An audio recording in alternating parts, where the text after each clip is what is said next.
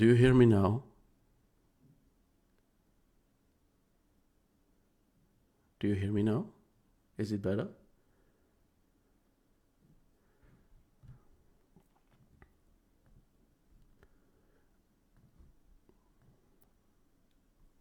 Hello?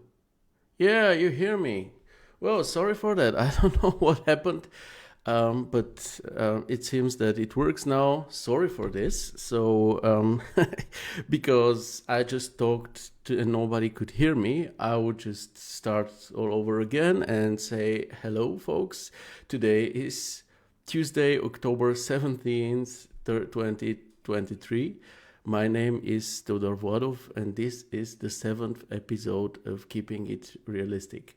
You know by now, this is a show where we go through all the projects in the Chaos Campus Facebook group, talking about their strengths, but also pointing out their weaknesses and suggesting possible ways to improve them. I'm glad that you now can hear me. Glad to see you all. I see you in the comments. Hello, everybody. I hope you now can really hear me, see my shared screen, so we can jump right into a very interesting mix of projects today. Before we begin, however, I want to make a small, quick announcement about the Chaos Campus live show, which will take place in 2 days on Thursday, October 19th. And what is very important is it will be 3 hours later than usual. So in my case, it's not going to be 4 p.m., but 7 p.m. In your case, just depending on the time zone, but it's going to be later than usual. And the reason for that is that Nico's guest is situated in the USA. And who it is, some of you have already seen it for sure. It's 3D digital artist Ian Spriggs. I am sure you're aware of his work. This is himself, his 3D portrait from 2020. I'm sure you have already encountered one of his phenomenal works. These 3D portraits that look so realistic, that have so much life to them. I mean, you have probably worked with 3D people, even animated 3D people. The motions they do, their clothing and so on actually looks pretty decent nowadays. But their faces, their eyes are usually lifeless and dead. And if you take a look at this gallery here, this is Ian himself. This is Andrew Lewis, who was also a guest of Nikos in the Chaos Campus live show. It's just amazing. These look like real people, so absolutely don't miss it. Yeah, Mario, his work is amazing. Don't miss it. And my suggestion to you is to prepare some questions for him from now, so that when the show comes, you actually don't have to, you can just concentrate on what he's saying. If he answers your question while he's talking about his work, then it's good. But if not, when the time comes to ask questions, then you can just do it. Be prepared for this, and don't miss this opportunity to ask somebody with these amazing skills something, because it's just impressive what we see here, right? So yeah, the show is on Thursday, just 3 hours later than usual. So remember that, and I hope to see you there. The other announcement before we jump in is that my Facebook currently acts quite stupid. Usually I use the option to sort the projects by the newest entry, so chronologically, so that I go through them in a chronological order, because I think it is fair to all of you. And especially maybe in future when we will limit the projects to a certain amount, and let's say we talk only about the first 7 or 10 projects, then it is very important when the projects were posted. So this is how I usually do it, but yesterday I wasn't able to see some of the projects that were posted with this kind of sorting. I was only able to see them when I chose the most relevant works. So I don't know if something happens today, if your work isn't there, if it doesn't show up, because today it seems to work. But if something was to happen, if it was not to work properly, then it's because of Facebook. Really, I tried everything. I emptied my cache. I started the browser new. I restarted my PC, and still it it didn't work yesterday. In the meantime, it seems to work, but yeah, just be aware of this. And with this being said, we can actually jump into today's, again, very interesting mix of projects and start with this work by Abdi from AS Art 3D and Motion Graphics, which is this animation custom work of a short music promo video project created in 3ds Max with Tyflow. And he used Vantage for the live preview and for the final render output. I won't be playing the music because Facebook is very sensitive when it comes to music rights and so on. In this case, it actually shouldn't be a problem, but still, because I once played music that also should have been okay, and then it says that some people in certain areas or countries won't be able to hear the show with sound because of this. So I'll try not to do it. But when you take a look at this animation, make sure to make it with music, because it is actually a music promo video. So the music matters, and it actually plays along with this pendulum. And as for the animation itself, I personally, maybe because I have slight OCD, but I personally very much enjoy something like this because it has this awesome order to it. So I would say this is one really authentic looking pendulum animation, which is a pleasure to see, especially together with the music, because they go together in a rhythm. So from my side, really great work, dear Abdi. By the way, if you like the music, there is a link to the music artist Hekito MF down here, so you can check out his music. Maybe you can also use it for your own videos in future. I don't know. Reach out to him, ask him. And Abdi, personally, I want to thank you so much again for your help from last week, man. Really appreciate it. Let's move on to Konstantinos with two small videos where, again, I will be muting the music. These are, I wouldn't call them videos, as he says, a few shorts I recently did for our 3D modeling masterclass. Everything was done in 3ds Max and Corona Render. Music might not play in some countries. Yeah, again, Facebook rules. I want to create a longer format of animation. Could you suggest some music, songs, etc. with a nice vibe? Thank you. Now, first of all, let's take a quick look at the two, I would call them teasers, maybe, but still, they're quite nice. I really like them as a teaser. Both this one and this one are pretty great, if you ask me. And as for the music and your question, what I personally use if I need something like this is Pixabay. It is not only a source for free music, but also photos. You see, there are tons of really good photos. Maybe you can use some of them as an inspiration or something to recreate. Like this scene, for example, it's actually very beautiful. But there is also stuff like illustration, vector graphics, videos. There is music and even sound effects there. And if you go to music, there is a pre-selection here, like beats, energetic vlog music. You can also search for your favorite type, for example, like rock in my case. And then up here you see the genres. So there is everything: folk, adventure, vocal, mystery, the type of movement, the duration, the theme. So there is a lot of stuff, and it's royalty free, so you can use it for your videos without any hesitation. So yeah, this is my recommendation for you. Check it out. And maybe if you folks in the comments know of some other source, gladly suggest it, not only to Konstantinos, but to everybody actually, because at one point or the other, we all need some royalty-free music that we can use for our works. And with this being said, we can actually move to our first real still image project of the day, which is a project by Luca. He says, this is a new project. On this occasion, I have been commissioned to design a lighthouse, procedural terrain, without editing, 3ds Max 2021 with V-Ray 6. What do you think?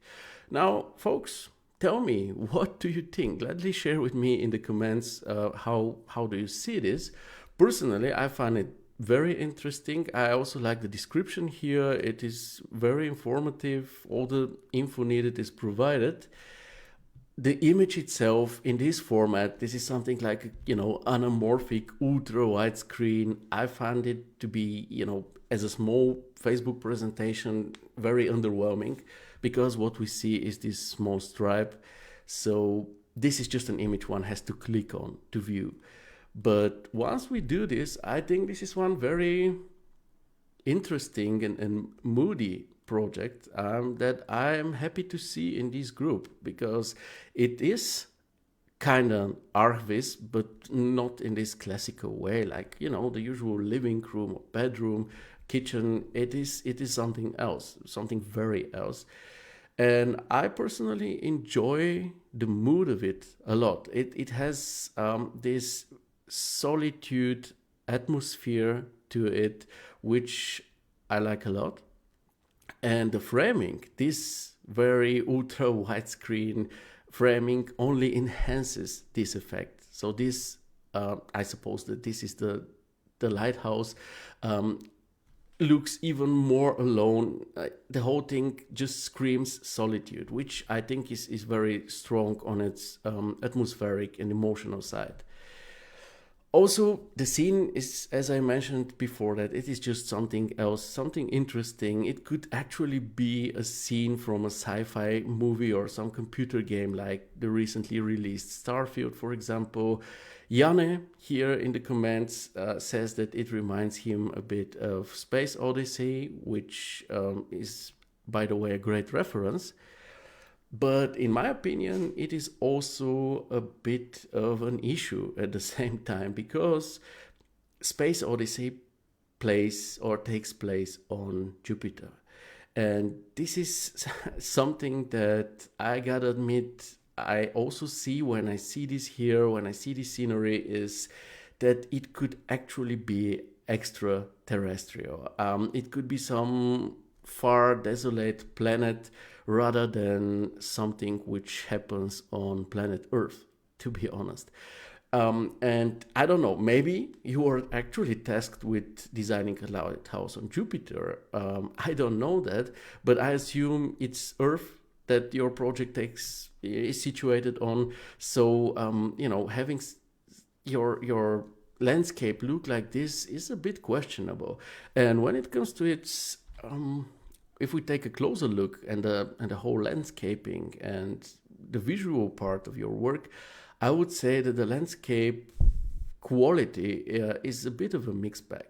Because on the one hand, we have something like this here. Let's go with the foreground landscape, which I think is very nicely pulled off. It's realistic, it's authentic. I really like it. Then as a second layer, we have this, how would I call it, sedimentary rock formation, which in order to look like this is usually caused by erosion of some kind. Either it's water, let's say a river or a lake or something, a sea, or winds, strong winds. So in your scene currently you have no water, so I assume it's winds. It's possible to look like this. What I don't like is that it visually doesn't really match our foreground layer. And in the back we have this thing here, which is actually the worst of all three, if you ask me, because its form is quite unnatural to me. Also, the way the textures are placed, the wrapping of the texture, it's just the mapping of the texture, it's just not realistic. It to me doesn't look good. Also, the lighthouse isn't especially prominent in the moment. It's there, but we don't see it. I don't know, maybe this is a placeholder. So my suggestion is maybe share the project, because I asked you in the comments and you said this is more of an initial phase. We have actually this rule where we talk about projects in their finished form, or when they are very, very advanced, like work in progress, but really advanced, short before the final deadline, so to speak. So maybe share this project once again one day when it is really ready, so that we can fully judge it. But I still wanted to talk about it because, because of what Janne mentioned here with Space Odyssey. I don't know, have you folks seen this movie, 2001 A Space Odyssey? Or have you maybe seen other movies by the great Stanley Kubrick? Because if not, I really recommend you to. This is something that Nikos also recommends a lot. I know it. But Stanley Kubrick is just a genius. And there have been so great movies under his direction. Just look at this. Full Metal Jacket, Eyes Wide Shut, Clockwork Orange, phenomenal film. Barry Lyndon, Path of Glory, and here we get 2001 Space Odyssey. Just take a look at this. You already see the movie is done in, I think, 1964, if I'm not mistaken. And just take a look at this. You already see the framing here. How Stanley Kubrick is very popular for his central perspective, but it's also the colors, the design, everything of the space is very special with him. You see this here is the New York Film Academy with some analyzing of his scenes. This is a scene from The Shining, another groundbreaking movie. So there is a lot to take from his movies when it comes just to visual excellence. So it's the colors, the perspective, the contrast. Just take a look. I found this, it's low quality, but just take a look at these three spaces from The Shining. So if you want to see something like this in action, not just as a theory somewhere, but actually put in action as a part of a movie, gladly watch some of Stanley Kubrick's movies. They will inspire you a lot, I guarantee. And even if they don't, you just have watched a few good movies. Mario says, I haven't seen it, but I will. Thanks for the suggestion. You're very welcome. Really, again, it's not a coincidence that his works and his movies and his cinematography have been studied so thoroughly. There is a lot to take from it. Oh, my mom joined. Hi, Mom. And with this, we can actually finish Luca's project and move on to a very good project by Abbas. He says, every detail tells a story of style and love. Software is 3ds Max. See the project in high quality, and then there are lots of links which are kind of self-promotional. So, dear Abbas, first of all, this message here, every detail tells a story of style and love. It's very Paulo Coelho-esque.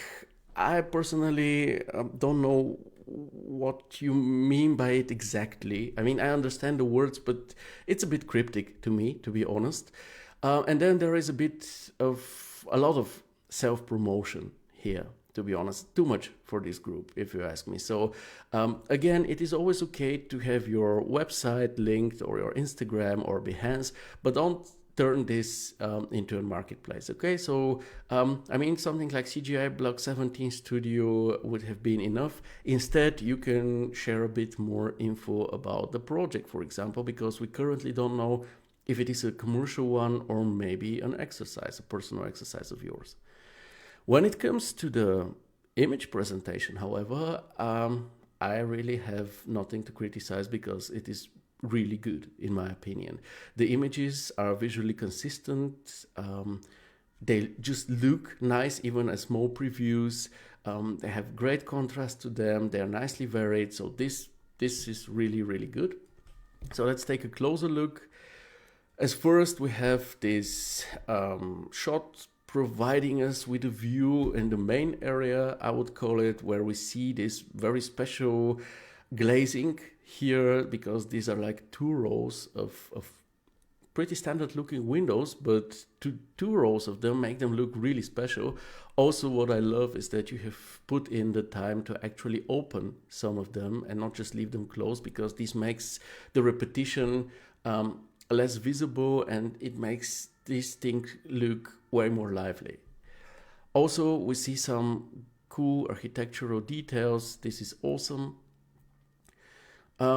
Then we move on to the second shot from the kitchen and dining room area. Then we see the living room. Then we see again the living room, this time with a glimpse in the bedroom. Then we have a view from the kitchen towards the dining room area. Then we see the whole kitchen and then a view from the bedroom. And then we're back at the very first shot. So design-wise, I would say this is...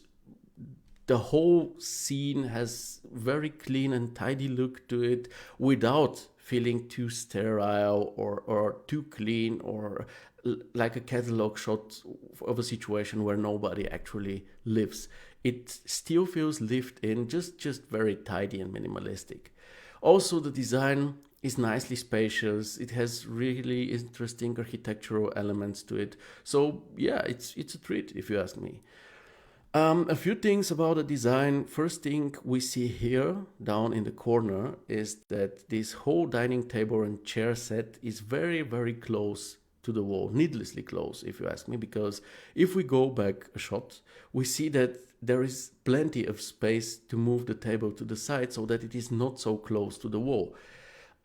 So this doesn't work, obviously, because if somebody was to use this chair, they will pull it back and then bump it against the wall, which obviously isn't very convenient. So my suggestion is to try and find some solution, either push the table to the left, or at least turn it 45 degrees so that the chairs are usable. Then this situation here, it absolutely needs some kind of light, some kind of a pendant to it, because now during the day, even in an overcast situation with a huge glazing like this, the room gets enough natural light. But what happens in the evening? What happens at night? If you want to sit here and enjoy supper or something, you won't have any light. So I suggest adding a pendant from the ceiling down here in order to be able to illuminate this scene in a realistic way.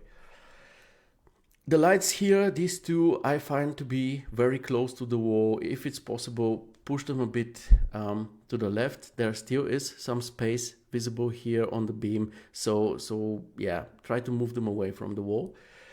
Also, we have this kitchen rod here. This rod here, it looks nice, but it is very empty. There is plenty of space on it to put some kitchen utensils. So my suggestion is just put a few, maybe a towel here and maybe 1 or 2 or 3 metal utensils in the same material as this faucet here, so that you showcase what this rod is there for. And the last but really not least, because it's been bothering me since I saw the project for the first time, is that in my opinion, this living room situation here needs something opposing the sofa. Currently, the sofa just faces a wall and the dining table, and that's it. No TV, no fireplace, not really a view. It just faces a wall, which obviously isn't great. Also, what happens when these people who live here get some guests over? Where do the guests sit? On the floor? This is not okay. So my suggestion is to add something here.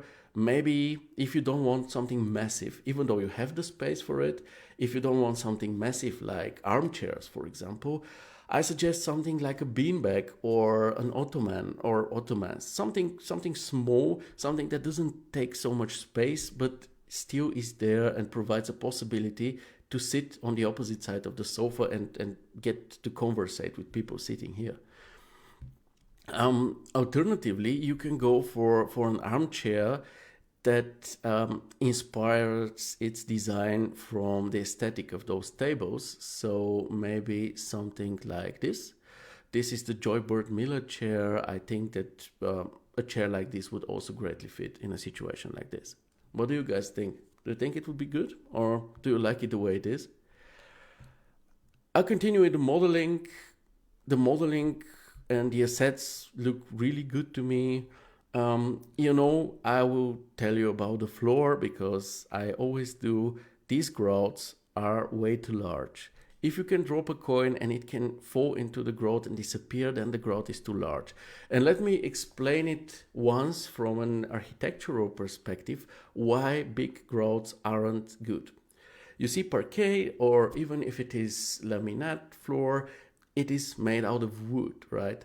So, okay, there is plastic laminate floor, but let's say it is made out of wood, pressed wood, or massive wood.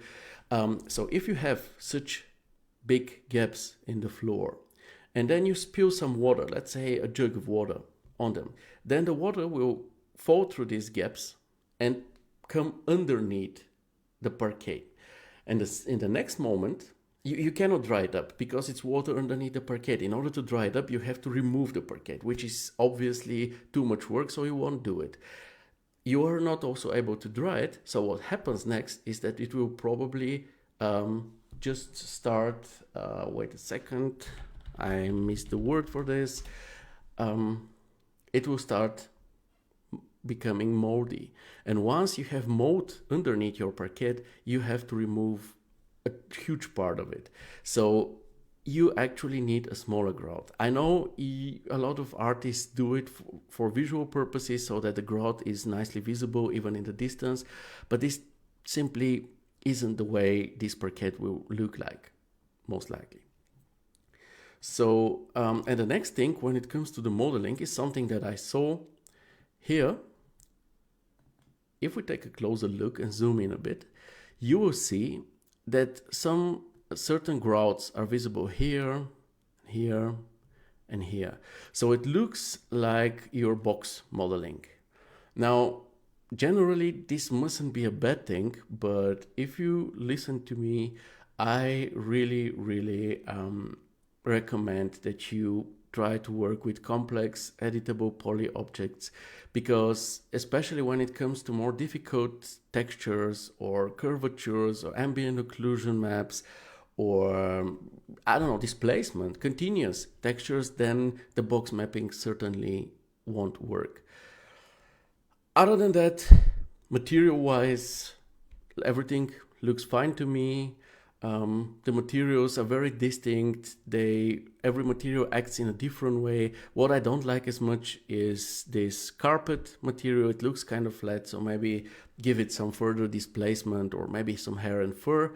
What I also doesn't work as well is this matte, very matte countertop material, because it has like almost no reflection. Like it is Corona legacy material with just a map attached to it, but no reflection, like a zero on the reflection.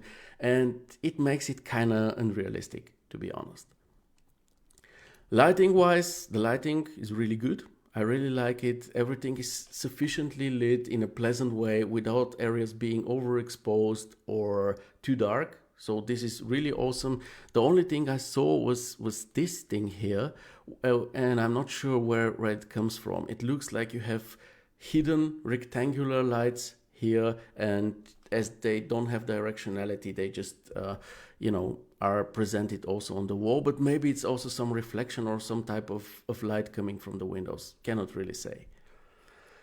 As from the framing, I would go through the framing with you shot for shot. First one, really good. It shows the nice architecture on the ceiling. It shows this very interesting glazing and the room as a whole. It's really good. But again, I'm missing something in this area here. And this something, in my opinion, should be this seating option on the opposite side of the sofa. On the second shot, I really like this one. It's very sweet and minimalistic and really shows the beauty of simplicity. You can maybe just use some depth of field on the door, but that's it. Third one, very nice way to present this corner. And again, I'm just missing something by the sofa, just to complete this situation there. On the fourth one, very smart move on your side that you present this additional space now after we know where this sofa is placed in the general space. So we have the relation to this space. Then on the fifth shot, it's a fine one. It would look better if the whole dining table situation is just moved to the left, and if you used a bit of depth of field on the counter here. Then on the fifth shot, we have the kitchen. It's not so atmospheric of a shot, more informative. That's okay though. Sometimes we just need to show something the way it is. Personally, I think you can move the camera a bit more to the right and then turn it to the left so that it gets even more informative, how this kitchen actually looks like. And when it comes to this empty foreground, in order to, kind of work against it, you can always use some kind of a kitchen rug. There are designs and forms for that literally fit every kitchen show. So I'm sure you will be able to find something that suits your current project as well. Then we move on to the last shot, which is a shot out of the bedroom, someone standing near the bed and just looking to the dining room area. And it is very smart of you once again that you actually chose to make this image the last one, because we are entering this private area, but we know where we are because you already introduced it in the fourth shot. So all in all, dear Abbas, I would say one really nice, I told you that currently Facebook is going a bit crazy on me, so I'll have to scroll back down to Abbas project. But generally speaking, it is one really good project, Abbas, so congrats on that. If it is a commercial one, I think that your client was really happy. I see that in the meantime, Arthur and Flatson joined us. Welcome, folks. Glad to have you. You're really on time, because now we move on to Subhan's works. And I say works, the rule, we do one project per artist per show.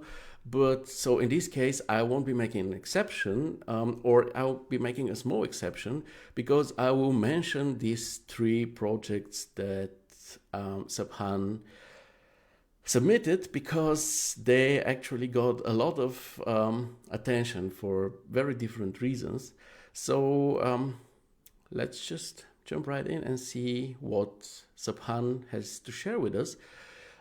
This is the first and last time he actually took some of his time to actually write something more than "Hello friends, this is my latest project, hope you like it." He says, "My new work, just time pass. I hope no one asks me about people who are sitting on the top of the buildings and how they reach it without stairs. I really don't know. I hope you like it. Thanks. Software is Max and Corona render. Before I open the image, I see Abbas reacting. He says, thank you for your valuable feedback. This project is a part of my practice." Yeah, then you know what small things to do here and there in order to really make it perfect before adding it to your portfolio. Now let's enlarge Subhan's image. You see my reaction to the right. It still is the same. And it's not only mine, others are also not sure what to think about it. But honestly, sometimes an artist just can sit down and enjoy messing around with the 3D scene without being too serious about it, without trying to achieve something specific, just having mindless fun. And this is, I think, what Abbas did. Sorry, Abbas. What Subhan did here, and actually, it's awesome. It's pretty essential for an artist's creativity, if you ask me, to just let loose and do something like this. It's, however, another topic and question if the outcome of this joyful session needs to be shared with everybody.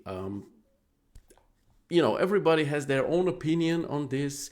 Subhan decided to share it, and so he did. I won't comment on it. I hope you had fun with it. Then we have another project by Subhan. The usual description: hello friends, my new work, I hope you like it. Thanks, Max Corona. This time, this is a project that there is actually a lot to like about, and I don't only mean the obvious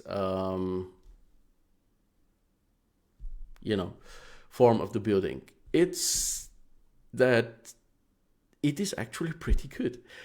So there is some good modeling because it's a complex object. It's a very pleasant color scheme, if you ask me.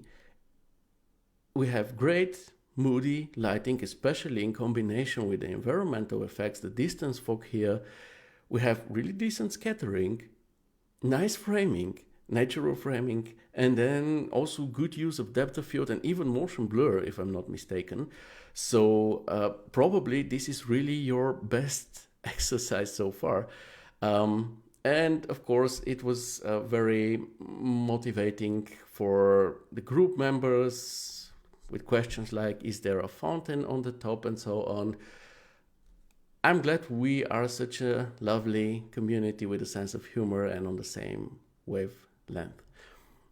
And then the third project is actually again very interesting and a difficult one, by the way, because here Subhan tried to make a moonlight scene, which is something which is quite difficult to pull off. But on the other hand, it has a lot of potential because it is something very specific, very unique.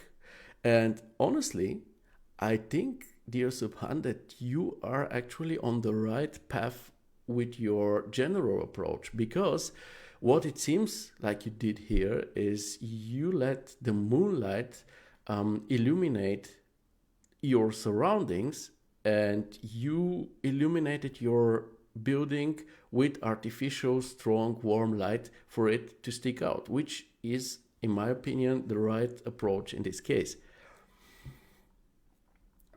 So, and this is actually a pretty good thing. And one more thing that I have to acknowledge is that in the meantime, you actually add structure to your walls. This is something I talked about a lot, and I was about to stop because, again, if I say one and the same thing to the same artist over and over again, at some point I'll just stop because I'll consider it a waste of time. But it seems like you finally heard and you added some texture and structure to your walls, and it actually shows, which is great. Now, on the negative side, I would say that the scene still is overexposed, because this is a full moon, this is not the sun, right? So here I searched for some images. It's always difficult to look for images in a full moon because it's either vampires or some really cringy, cliche, wolves in the moonlight or something which overly exaggerated. But yeah, I think something like this shows you how it actually looks like, right? So it's not sunny, it's just not as dark as it would be without the full moon, right? So in this case, your trees and your surroundings are overexposed if we consider that they are lit up by the moon. Also, they are overly saturated. Usually when it's the moonlight, everything is more or less monochrome, or there is this slight bluish veil. So the trees here, the greenery, the car, they're way over saturated. As for the house, I would say try to illuminate it more. So not only the trees by it and the ground floor, but also the upper floor. And if you have some transparency or translucency, as in this case here, I suggest having stronger lighting on the inside so that the house is just illuminated or shines from the inside out. And in conclusion, after all these three projects of yours, I would say I see that you actually enjoy this. You have fun making 3D, and this is great because it is one awesome base to build on in order to become a good artist. But at the same time, I'm sorry. At the same time, your attention span isn't really long, and your dedication needs more work because you kind of prefer to just, make the project up to a certain degree and then just leave it be. So maybe think about it. It's quality over quantity, always, right? And to you folks watching today, what do you think about the projects that we just went through? Is there some feedback or advice that you want to give Subhan, or just some thoughts to share about what we just saw? And I will move on to Ashish's work. He says, "Hi, sharing a first set of bar color rendering series we have recently done for a client in India. The software is 3ds Max, Corona, and Photoshop. I see Mario writing whenever a client asks for a night scene to see how artificial lights would interact. I always go for blue hour and explain them why." Well, yeah, why not? I mean, blue hour always has this nice cold to warm, blue to orange or yellow contrast, which always looks nice. I think it works best on buildings that are really, especially with full glazing and things like this. So you have this cold bluish veil falling on everything on the outside, and then from the inside out you have this warm, welcoming, inviting lighting. So yeah, this is a good solution. Why not? I mean, really, midnight shots in full darkness is not something the clients really want to see, I would say. So yeah, let's go back to Ashish's work. I would say description-wise, it's a good one. We know this is a commercial project, that it is done in Max and Corona. You can of course gladly share a bit more info, because you said it's a first set of bar color rendering, so I assume there will be a second one or maybe some variations. So gladly tell us a bit more. When it comes to the images, I would say they are nicely consistent to each other, but also if we take a look at them as small previews here, they appear to be rather dark, so like underexposed. But let's dive in and take a closer look at them. Hi, Jhon. We have the bar area shot, the corner shot with the main guest room and the separate here, then the guest area and another shot of the guest area near a table. So let's go back to the first one. It's a nice bar. I have nothing against visiting it. It's a matter of taste, of course. It has a unique look to it, but also it's kind of eclectic. You just see it here, like you have these modern bar stools and then these very classic ones. So it's absolutely not everybody's taste, and that's understandable. It has some really exciting architectural elements, like the ceiling, for example, or those windows. I really like those. And also a nice, warm, welcoming color palette. On the other hand, however, it is there are some situations that I don't really think work together so well. So we just talked about the two types of bar stools, like the classic expensive ones, and then these ones which are more modern, more like IKEA style. And we have this here as well. You see, this is the luxury leather Chesterfield sofa and armchair set. It's really expensive stuff. And then we have, this IKEA simple Ottoman and also popcorn, like it is a movie night at home and not, some expensive or really luxury bar. So this still mix doesn't work that well, if you ask me. Also, just on a technical side, on the last shot, you have these bar stool very close to whatever this is, some kind of a serving trolley, mobile bar or buffet, but they're almost clipping into each other, so maybe just move it a bit closer to the table. And if we get back to this shot, I like it a lot to talk about topics such as modeling and materials. Modeling wise, actually, I have nothing to criticize.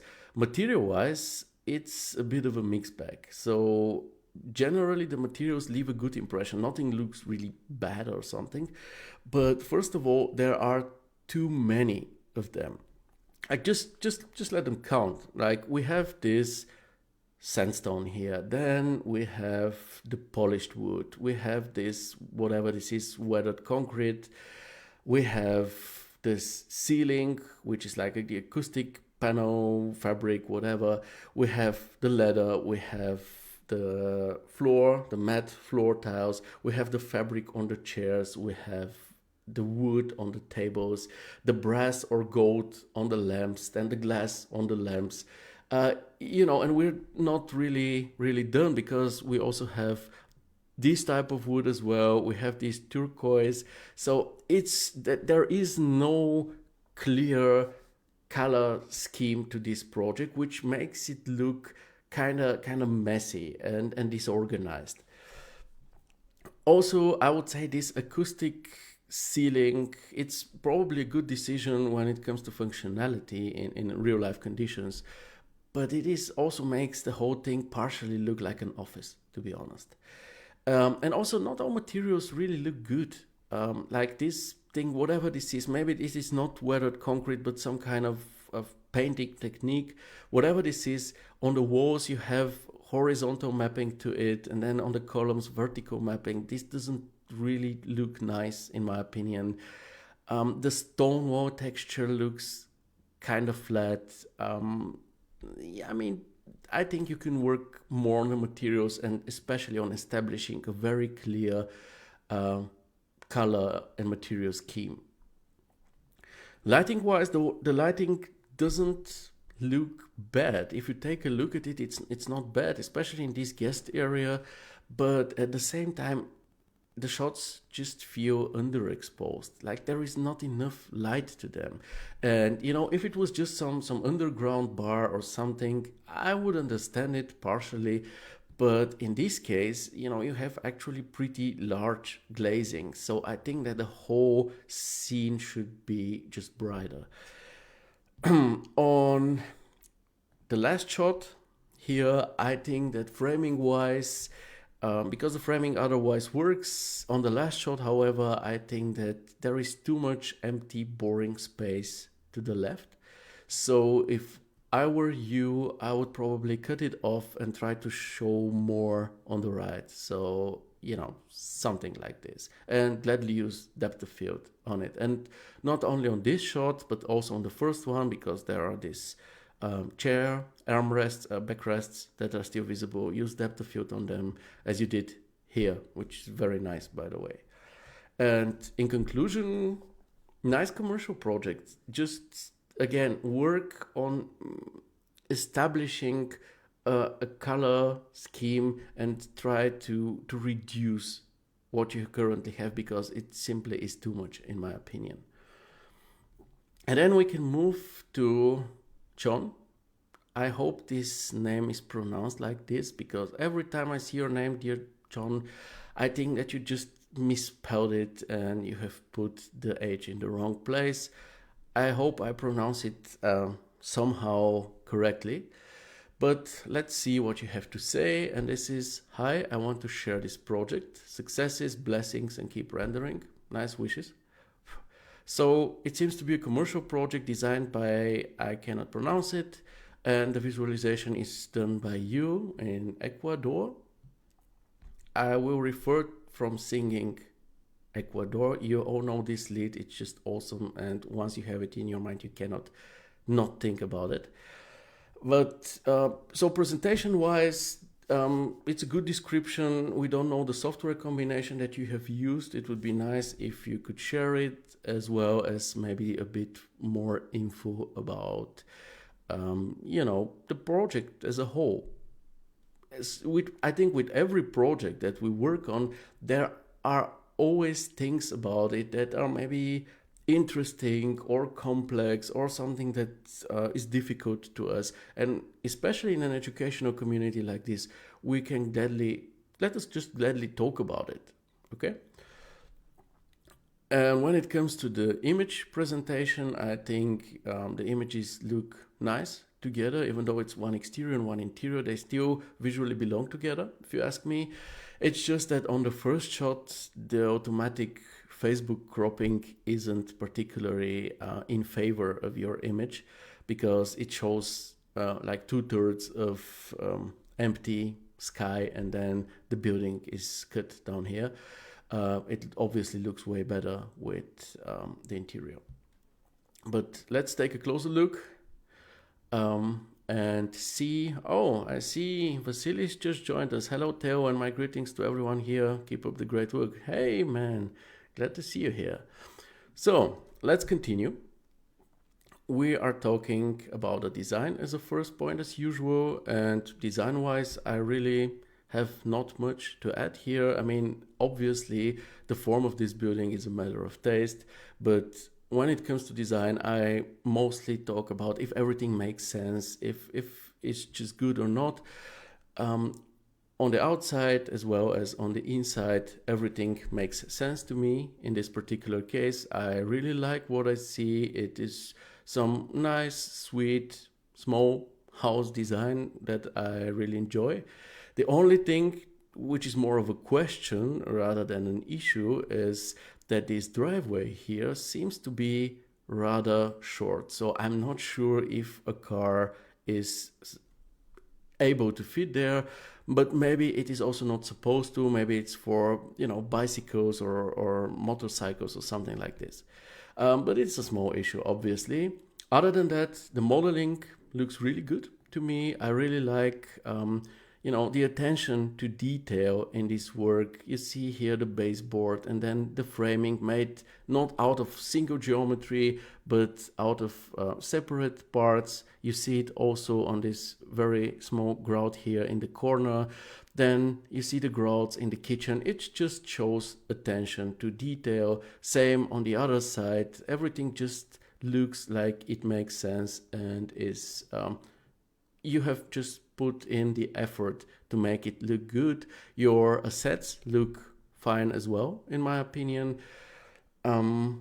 What I enjoy a lot when it comes to the exterior is actually the randomness of all the plants that you have scattered. You didn't just go with one plant and just scattered it along a line and call it a day. No, on the back wall here you have some climbing plants, then you have larger bushes in front of them, then you have the grass, a young tree, then we have these more decorative plants here where they actually make a lot of sense. You have them again on the side, nicely scattered together with, I don't know what this is, bamboos or something. Generally, it just feels and looks authentic, and I think this is awesome. It shows that you care. This is what it is. Also some subtle scattering here and there. This is just good. Same with the materials, by the way. If you take a look at this, you can see every material. Every material has its distinct properties visible on the outside as well as on the inside. The materials go together well. The color or material scheme is also pretty nice in my opinion. So I would say everything's pretty cool. Lighting wise, I like what I see on the interior. You have a good balance between the natural lighting coming from the left and the artificial lighting. So in deeper areas, such as the kitchen here, for example, you have very nicely added the artificial lighting. So no area of this interior is really underexposed, but also there is no overexposure or areas that are just unpleasantly bright. On the outside, the lighting is obviously very moody, which is great. It seems to be a sunset situation. Now, I don't know if you made a simulation. This is what I usually tend to do with my exterior projects. I make a local simulation so that I know where the sun goes up, where it sets down. So yeah, if you did it and this is where you get your evening sun, then so be it. If not, maybe you can try to rotate it a bit so you get maybe some light here, because you have large glazings, but your interior isn't as strongly illuminated that this building could shine from within. And in this area, this is probably the bedroom. You don't even have light on the inside. So I think it would be pretty cool if you have some sunset light on it. And framing wise, the only thing I see here is that with the interior, I have nothing to add. It works. With the exterior, I would say it feels like it is slightly misplaced towards this corner down here. So let's say this is your current image. I feel that it would be a better cropping if you have it like this, just a bit to the right and a bit up. It looks more balanced and better to me. But with this being said, honestly, this is one great work, and I think you can gladly add a few additional angles, maybe one of the bedroom, one of the kitchen, maybe a close up here and there, and then you have a wonderful project for your portfolio. We can then move on to Amar with this Chaos Vantage 2.1. It's an animation and actually an interesting looking one because stuff keeps popping in it or changing. Colors are also switching. I think it's interesting, but honestly, Amar, if I take a look in your description, it's all about the advanced master classes in Max, SketchUp, V-Ray, Corona, Chaos Vantage. It's just so much self-promotion that to me this is not a project shared with an educational community to talk about its strengths or weaknesses and how it could be improved and getting some opinion about it, but more like an ad. So as an ad, I will just rather skip it and move on to something very interesting done by Jhon, as he puts it himself, a tree growth animation rendered in Vantage. It is made with Vantage, as he already writes, and SpeedTree. So, dear Arthur, I know you were looking for somebody who actually uses SpeedTree instead of GrowFX. Here you have Jhon. And as for the wind animation or this movement of the leaves, I think this looks very authentic for a windy day.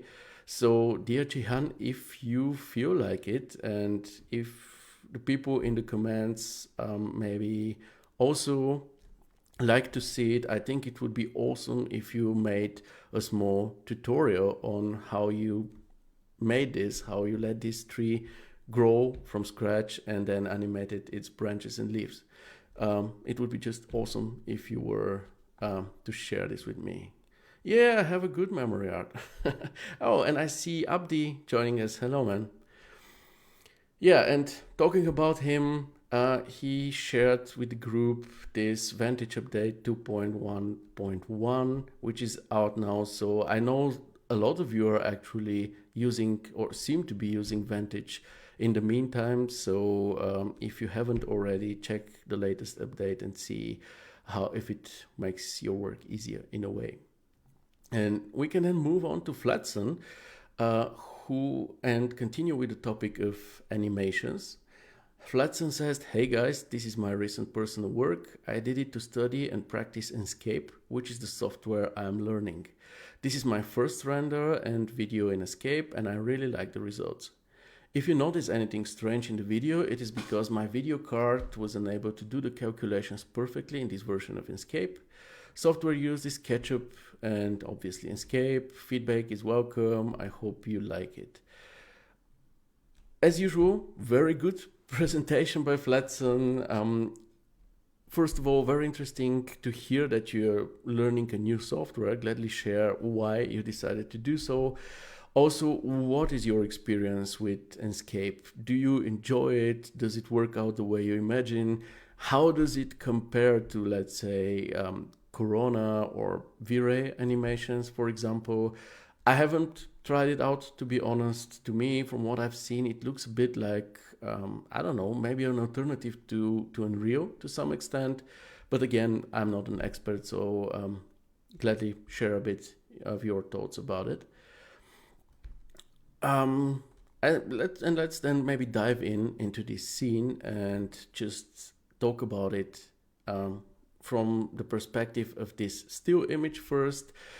Design-wise, it's obviously a very simple scene, which I think makes sense given that you probably only made it for the sake of experimenting with it, and it obviously makes no sense to make a very heavy and elaborate scene because your experiments will be very heavy, very slow, and you'll probably lose interest. So something simple as that actually is absolutely sufficient and a good idea in general.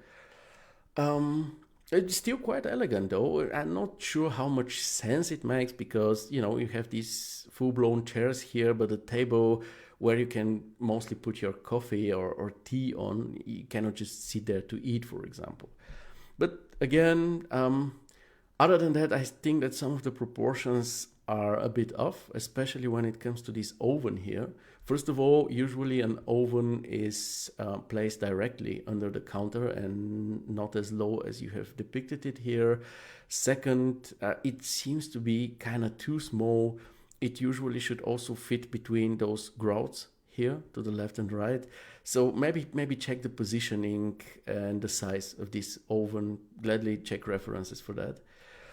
This baseboard in the corner here, I think, is a bit of an overkill. I see you have it on the other side, but here I would rather go with a solution which is kind of continuation of this kitchen's baseboard down here as you did up here, rather than something so, you know, with so much form to it.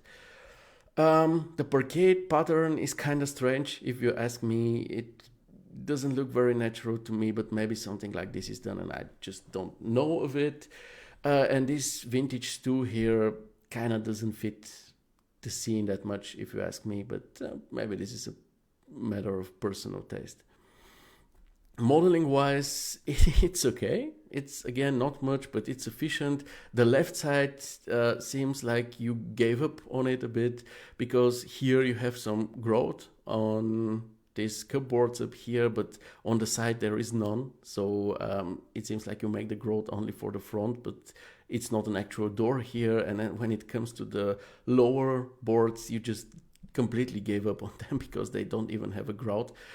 So yeah, obviously it would be cool if you were to, you know, rework this or add the detail here. It's not a lot of work, let's be honest.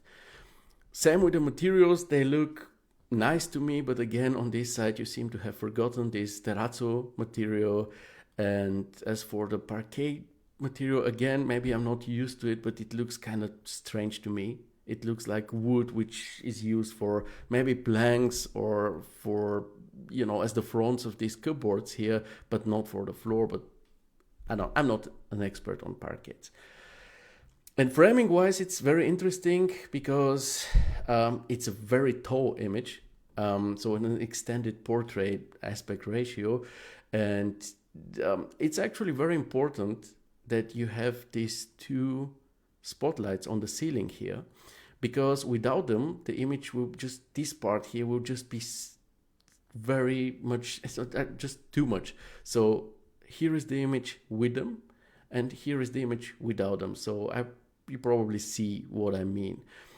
At the same time, the same thing happens, or we have this issue with the floor, because nothing happens here. Sure, there is some reflection, there are some shadows, but still there is a lot of too much empty space for the image to be interesting. So you see, there was kind of a lot of criticism about this image, but the thing is, I don't think that the image is what this project is about, but the animation. And it's actually awesome that you uploaded it, that you didn't also only upload the animation, but this here, because if we make a direct comparison, I will, let me just close this for a second, maybe, and make sure that the animation is, the sound of the animation is turned off. That worked fine. And then let's take a look at the animation together, and we'll see something very surprising, or maybe not, but the animation, the impression this animation leaves is quite positive in general. I think it has great focus to it. You see some really nice depth of field, awesome dynamic camera movement, these exciting frame transitions, good music to it. I cannot play it now, but you can hear it on your own. So it seems like with this scene that had actually a lot of issues to it, with the right and smart artistic approach, you were actually able to extract the best out of and to make something that is really pleasant to look at, like this animation. So I think this is great food for thought, to be honest. And yeah, I see you're right. I didn't give up. I did the details of the doors, but I don't know why when the escape rendered it, it looked like that. Oh, okay. Yeah. So if it's a technical issue, then you maybe have to figure out what happened because, yeah, this left part looks really unfinished.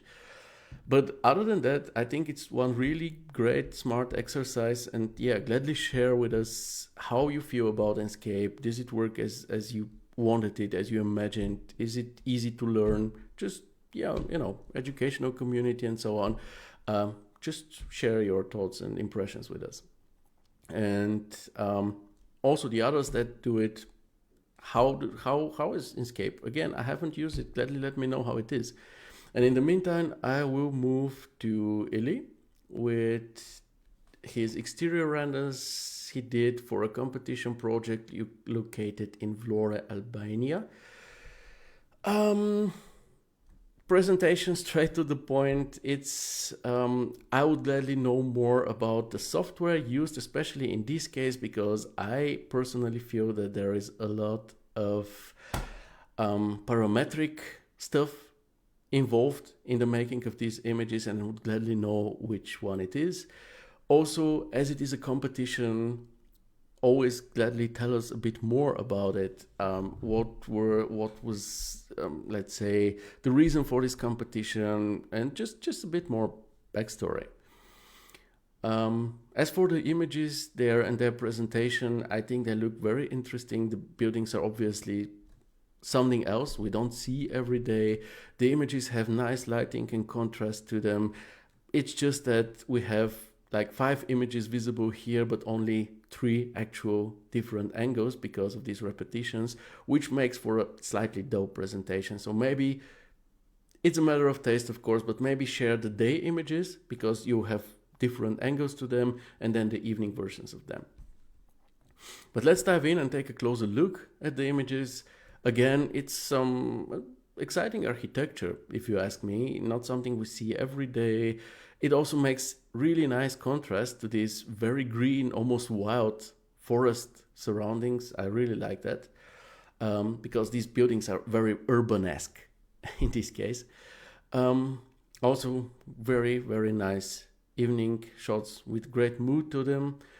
When it comes to the modeling, obviously forms like this require some more complex modeling, especially compared to the usual boxy architecture that we tend to visualize mostly when it comes to ArcViz. So yeah, again, I will be very curious if you use something like real.clone, for example, to make these facades, because with a parametric solution like this, making these forms, making all this panoramic glazing would be way easier than brute forcing it and modeling it manually. But still, I would say whatever modeling method you chose, it seems like you worked smart because the general impression is really good. But if we zoom in a bit, let's just take a look at this corner. For example, we see that the geometry is actually very simple. These are not real frames. There are no doors whatsoever. It's just this partitioning of the facade. You see, even in the corners, we don't have any of these elements. They just happen in the same distance, and that's it. So but still, the general impression is great, and this is what counts a lot when it comes to a competition, because when working on images for a competition, we are usually on a very tight schedule, so we don't have the time to work on all the minimalistic details because we just won't be able to finish the images on time and deliver them. Scattering wise, obviously, this is another topic that I think you probably got some parametric solution for, because if we take a look at those balconies and all the stuff that's scattered on it without visible repetitions to it, I would say this must have been, could just be scattering along a line. So it could be, corona scatter, rail clone, or even forest pack. I mean, a lot of people tend to generally relate forest pack just to greenery. But, in this project of mine, for example, the Kunsthaus bar, I actually scattered all the chairs to the tables, the table decoration, and also the bar stools by the bar with forest pack. And it was awesome because I obviously didn't want to do it manually. It's just a lot of work and not a work that makes that is any fun at all. So using just scattering along a line in forest pack, I actually made the chairs so that they don't look copy pasted, and I gave them this small randomization attributes. Let's say a rotation from -5 to 5 degrees or -3 to 3 degrees maybe even, so that they don't look copy pasted but natural and still appear neatly ordered in the general scheme of this room. So just for your information, you can use something like Chaos Scatter or Forest Pack for stuff like this also, not only for greenery and for grass and whatsoever. Material-wise, I don't think this is a project that we have to talk about the materials like we do on some interiors. I would say what makes me curious in this case is what we see on the inside of the glazing, because I'm not even sure that this is even a parallax solution or maybe just some textures with self-illumination to them. So if you watch this recording and you can answer a few questions about how you did this, it would be really awesome, because it looks like a huge time saver, and what's more, it results in a very authentic and varied result, which is great. I like also the lighting, both the day and the night version of it. I like the framing as well, and I would say you did one really fine job with this project. You managed to present the buildings in an emotional and convincing way, which is extremely lot of work when it comes to a competition. This is what competition images are about. So to me, this is one really great job. I see in the comments, people agree. You see, Kyriakos says, these are incredible. Abdi says, outstanding piece of work and astonishing Behance portfolio. So maybe people should check it out. As a next, we have Arthur sharing with us the monthly free masterclass lesson number 12, if I'm not mistaken. He says, hello, fellow artists. New free lesson for the Common Point Masterclass is available on YouTube, and we'd love to share it with you. This time we'll show you why and how to implement an overcast scenario. New foreground hacks, fundamental relighting, creating custom shaders. Learn it all in the new lesson. Watch the video for free on YouTube. Hope you enjoy it. It's for Corona and 3ds Max with Photoshop, Bartosz and Arthur. I watched it yesterday. It's an hour-long video about overcast lighting. There is theory in the beginning, and then Bartosz shows actually practically how to achieve the scene that you see here.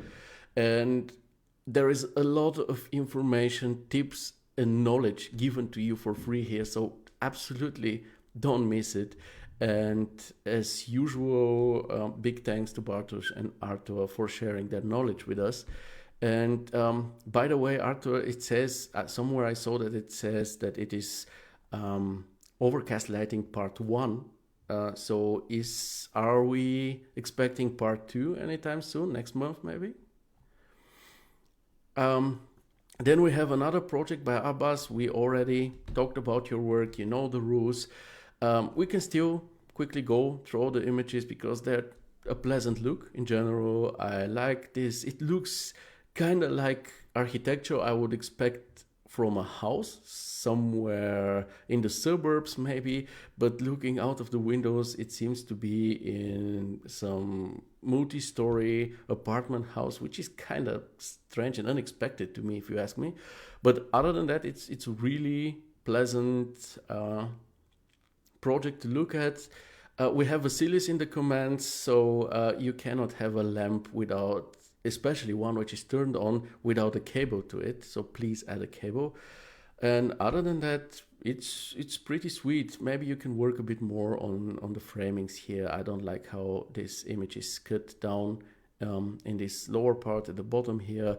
Maybe try to have it all visible, and then you can put a Roomba or something here on the empty space on the floor, or a cat or whatever. But yeah, all in all, generally very nice project. I love these niches here. Then we have Subhan with his fourth project for today, his fifth one and his sixth one. Dear Subhan, I already mentioned it. It's about the quality instead of quantity. Even if you are so quick and you do these projects all for your clients and you deliver them and you decide to share them, you can. Obviously, no one is holding you back from sharing them. But it is better to just maybe select those ones where you see the most potential, and then just work on them more. Try to give them a lot of detail and make them really awesome. Again, we have Vasilis here, so let's talk about the VW Art Club.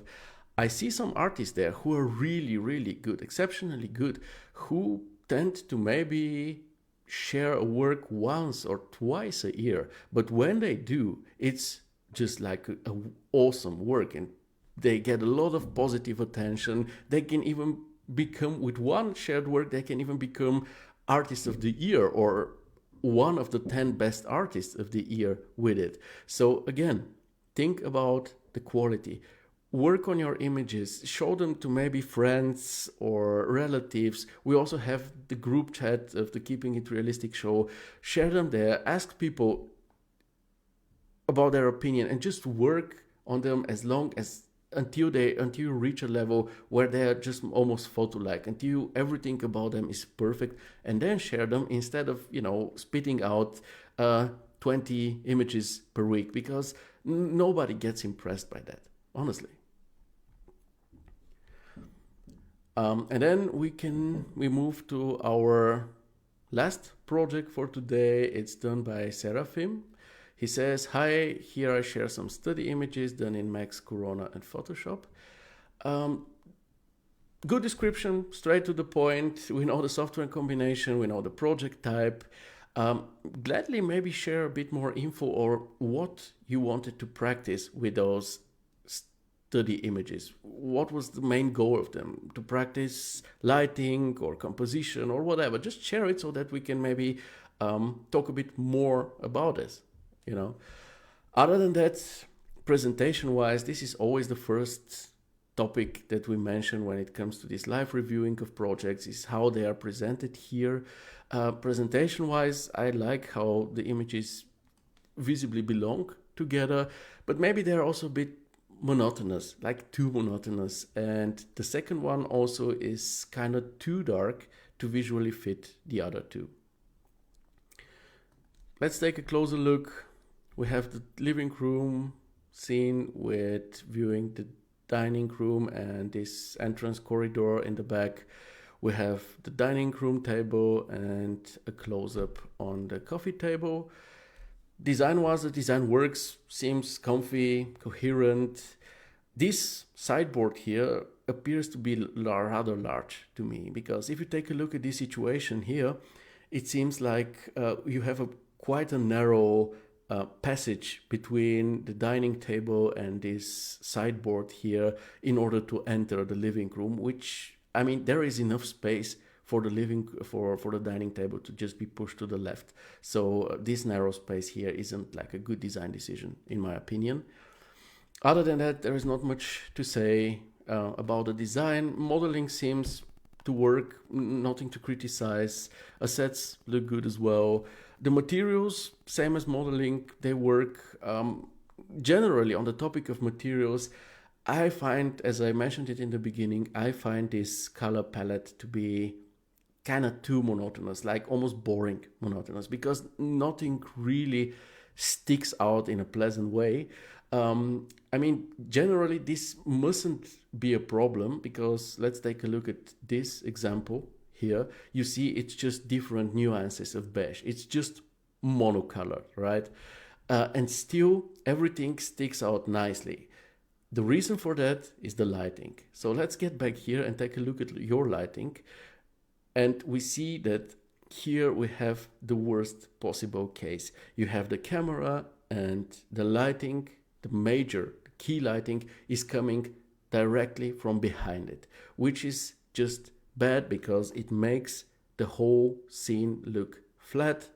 There is no gradient in the shadows. There are almost no dark sides. Everything looks flat. There is no depth. So try to always avoid situations like this. If you have to go for an angle like this because the client wants it, for example, then I would say close the curtains shut and then work with your artificial lighting. Because you have a lot of it, then you can show this scene in a proper way, in an evening mood, but without having the sunlight or the GI coming from behind you and making everything look flat and bad.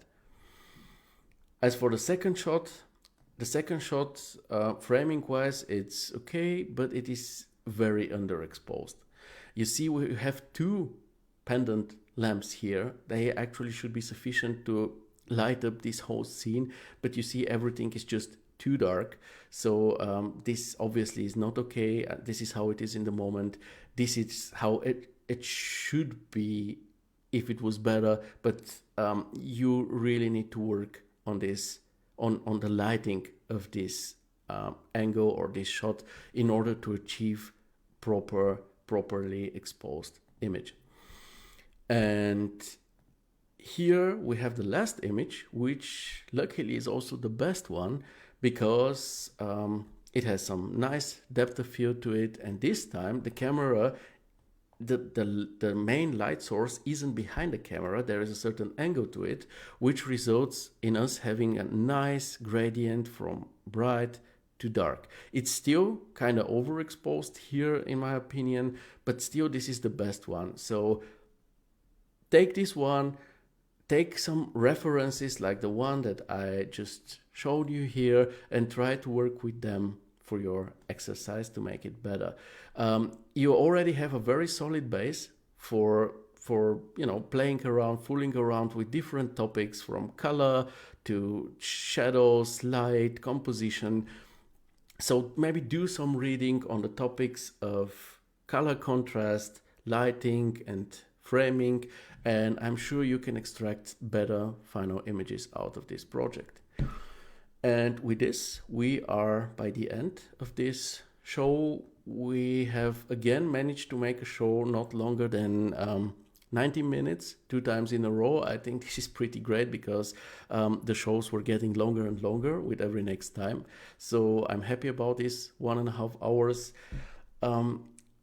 Again, I want to remind you about Thursday and the upcoming Chaos Campus live show with Ian Spriggs. Don't miss it. Prepare your questions from now so that you can extract the most information from this very, very awesome and exceptional artist. Also, we play around with the idea about competitions or some rankings within the group. So maybe something like image of the week, image of the month, or project of the week, project of the month, resulting in then some prizes by the end of the year. Also, I wanted to suggest to Chaos rewards for the most active members, the ones who really get out of their way to help others, to make this community really active and lively, and just support others on the way of becoming better artists. So gladly share with me if you find something like this interesting, if you think it would be cool to have something like this in the group. We can talk about it, and then I will suggest it to Chaos on one of my next talks with them, and then we can see where we can get with all of this. I see thumbs up from my mom, and thank you, Ulfat. Thank you for the very useful show. Mario says, wow, I'm down. This is good. Glad to hear this. I would also be down. I would be very happy if in the beginning or by the end of every show I get to announce the image or project of the week, and then by the end of the month maybe project of the month, and then in the end we'll have every project of every month compete against each other and have the project of the year or the image of the year. It would be pretty cool if you ask me, and I think that there should be some prizes for that as well, and I'll gladly discuss this with Chaos. Also, I thought about something that I would want to suggest to you if you feel like it, that in the beginning of every month I can look or suggest 3 projects, let's say from the zine or Arc Daily. One which is more simple, like novice level, one which is intermediate, and one which is advanced level. Just 3 projects from Arc Daily for you to recreate a certain space out of them, not the whole project. So, and then you have 1 month to recreate one of those, and by the end of the month we can just talk about it. The idea behind this is that, let's say, obviously more people will be working on one and the same project, and if one has issues with recreating a certain part of it, let's say the lighting or a certain material, they can just ask, let's say again in this community chat that we have, they can just ask, and somebody else who has already solved this issue can help them. And so you will be helping each other, and by the end of the month you will have created one portfolio project according to your proficiency level. So if you're just beginning or learning something new, then you just recreate a simple novice image. If you are more of a pro, you can recreate whatever, and then you will have this project. Obviously it won't be an obligation, it is just an idea, it's just a proposal, but if you feel like it, again, gladly let me know. If you have other ideas about this group and this community growing and becoming stronger, then gladly share it either as a comment under this live show, or maybe as a separate post, and let's see how we can together get this group to be one really, really strong community where we all feel at home and where we just learn and profit from each other. I see Mario is very excited about this. He says, great idea, we all could learn from each other. Yeah, that's the goal. And I'd also be interesting to see different results from the same project. Exactly, this is the thing. And if somebody has managed to recreate it like in the perfect way, the others that have also worked on the same project can reach out to them and ask, hey, how did you do this and that? Because I wasn't able to achieve it. And so you will be profiting from each other. You'll be also helping others. To me, it sounds like a good idea. So yeah, if you feel like it, we can just start in the beginning of November with it and see where it goes. And with this being said, I hope to see you again next week, and before that on Thursday on the live show with Nikos in Eon 6 Sprix. And till then, I wish you all the best. Be healthy, be safe, and have a good week. Bye.